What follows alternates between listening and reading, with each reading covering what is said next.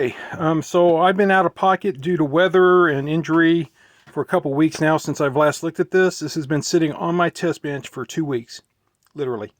So let's see if it turns on. This will be the first time to try it since then. Screen, there it goes. Screen fired up. Let's see if it's working. Yes, still works. And it remembered. Did it remember the credits? Did it have any credits on it? No, there weren't any credits. I don't think there were any credits on it. I'll check the battery that's on here. There's a battery. It really needs to be replaced, but I'll check it. See if there's any voltage on it when I turn the power off. That's what would probably keep the credits, I would assume. But let's do an experiment here. Make sure all the colors. Let's see. We got red here, so the red guns are working. We've got blue here. The blue's working. And green, we got orangish, black, and the cards look white. I don't see any green per se. Let me adjust the green gun. Let's see.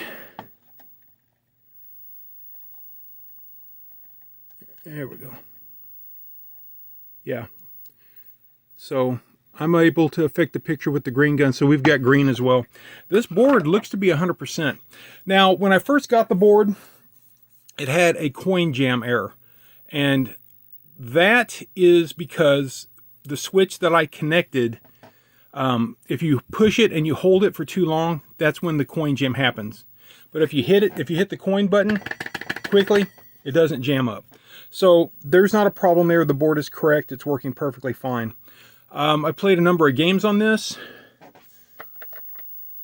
Let's see, I forget. There we go. So that's the bet. And then you push start to start it. I've got audio. And I've got gameplay. This board, I believe, is 100%. I don't think there's anything wrong with it. Now, I read about stuff online on these boards. Some people get them and they won't boot up, just like this one didn't. And all I did to get this running was take a wire, short pin 26 on the processor, on the CPU, this chip right here. Pin 26 is the reset. All I did was shorted it to ground momentarily and released it, and that reset the game and it came up. So if you ever have one of these boards, Cherry Master, 8-liner, whatever, they're all very similar. They have a power connector like this and a 72-pin big connector. They all share the same pin out, more or less. So yeah, if you ever have a board like this and it's dead to the world, try shorting the pin, the reset pin on the processor chip, and see if it comes up. And I guess the only other thing that would really need to be done is, like I said, is check this battery, because it does look like it's leaking a little bit. It does need to be replaced. And honestly, I think I might just remove it and neutralize that, because it is leaking. You can see it. Let me zoom in.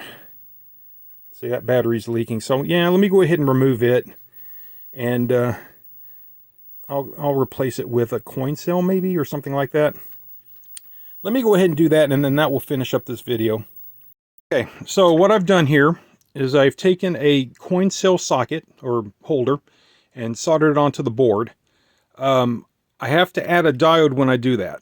So the positive side is over here. The positive goes through the diode to supply approximately 3 volts here.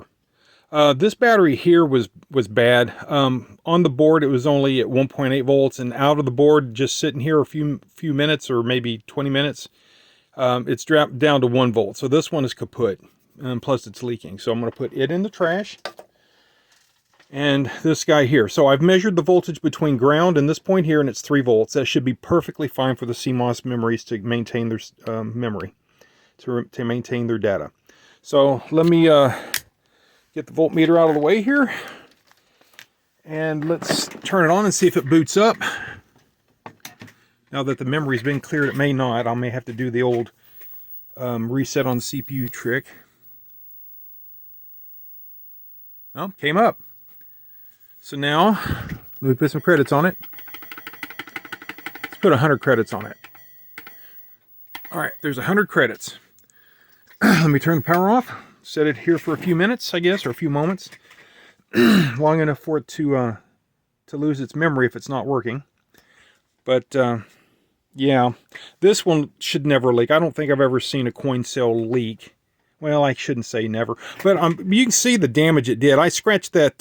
There was some the acid had gotten underneath the photo coating of the board, and so I scratched it to neutralize that acid there, and you can see it did some damage. This side was fine. No acid got that far, but if you leave that unaddressed, it will spread. All right, well, let's see if it'll come up and still have our credits.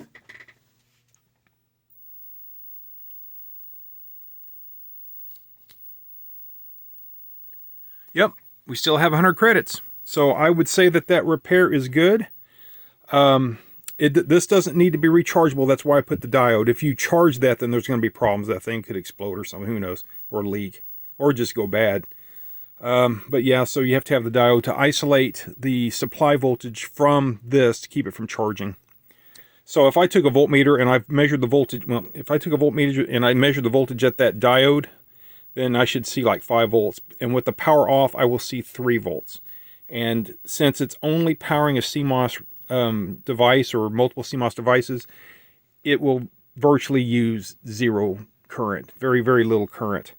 And that's why we can do this. These batteries are very good at low load maintenance. All right, I think that's it for this video. I'm going to sock this one away and hope somebody learned something from this. Thanks for watching.